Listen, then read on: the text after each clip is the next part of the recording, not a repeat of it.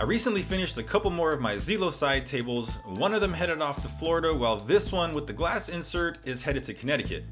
I've shipped several of these side tables, but I actually haven't shipped one with the glass top yet, so hopefully this makes it to its destination safe and sound. I'm planning on securing the piece of glass to the shelf, so I'm going to use a piece of the thicker cardboard that the glass was shipped to me in, and I'll use some thinner cardboard so the whole glass packaging part fits on the shelf the way that I want it to. You'll see me use this Ryobi 18-volt hot glue gun throughout this video, and I gotta say, this thing has really impressed me. I used to use one of those rinky-dink little $3 glue guns from Michaels, but it was always tipping over because of the cord, so when I saw this Ryobi one was only like 29 bucks, I figured I'd give it a try, and so far so good. I got mine at Home Depot, but I think it costs a couple bucks less on Amazon, so I'll have that link down in the description.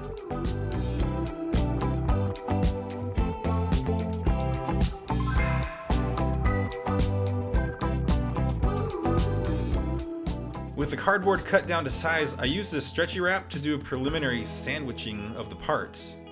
Using some other cardboard scraps, I made these L-shaped pieces, and I'll use these for some extra protection around the corners, and then I'll finish out the stretch wrap.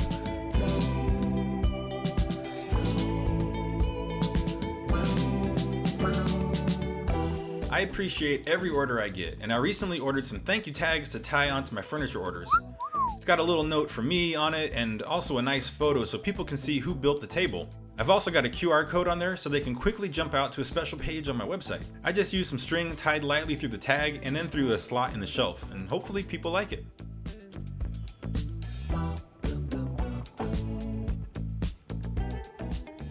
For a little added protection of the walnut surface, I laid down some rags and then used some more stretch wrap to keep it secured to the shelf. I like to use a moving blanket wrapped around the table. I fold it around the table the best I can, and then you guessed it, more stretch wrap.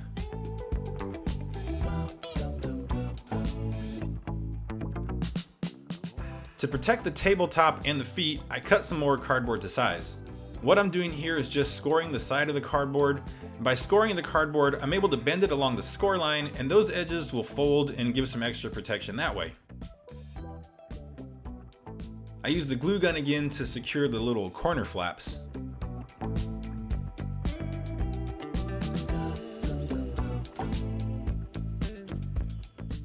Here's the other piece of cardboard to help protect the top. Or maybe this one was for the feet, I forget. But I also decided to double it up for a little more strength.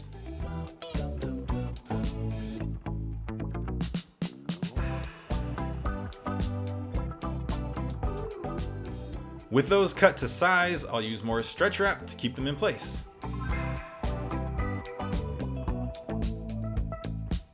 I also want to make sure I get some protection along this back side of the legs right here, and I'm going to use more scrap cardboard for that. Whenever I get a decent cardboard box in the mail, I usually try to save it because you never know when it's going to come in handy. I know you can buy pre-made cardboard edge protectors, and I may go that route in the future, but since I have plenty of cardboard on hand right now, I just cut some strips, folded them in half, and doubled them up with the glue gun. Now I can use a squirt of hot glue to hold these in place so that I can use the stretch wrap again.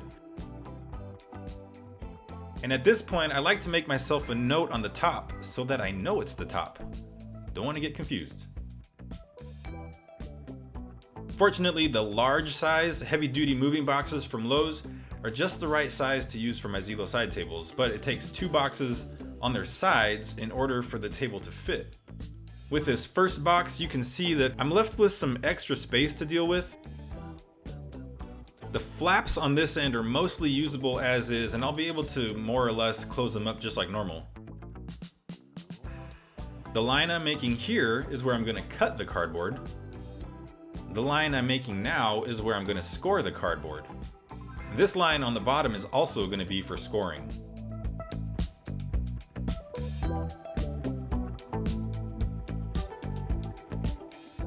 So now I've got a floppy box. To start rigidifying this thing again, I'll use the hot glue on these flaps. If you've used a regular little glue gun, you know that even those can get pretty hot. And I'm very surprised at how hot this 18-volt glue gun gets. I've burned my fingers several times from the glue squeeze out, so just watch those fingers when you're using it. It'll get you. With the first box glued together, I can slide the table in, and I'll use some packaging tape just to help keep the joints secure for now until I go crazy with the tape later. It's time for box number 2. And just like with the first box, I've got some extra space to deal with, so I'll do some more scoring, some more cutting, and some more hot glue gunning.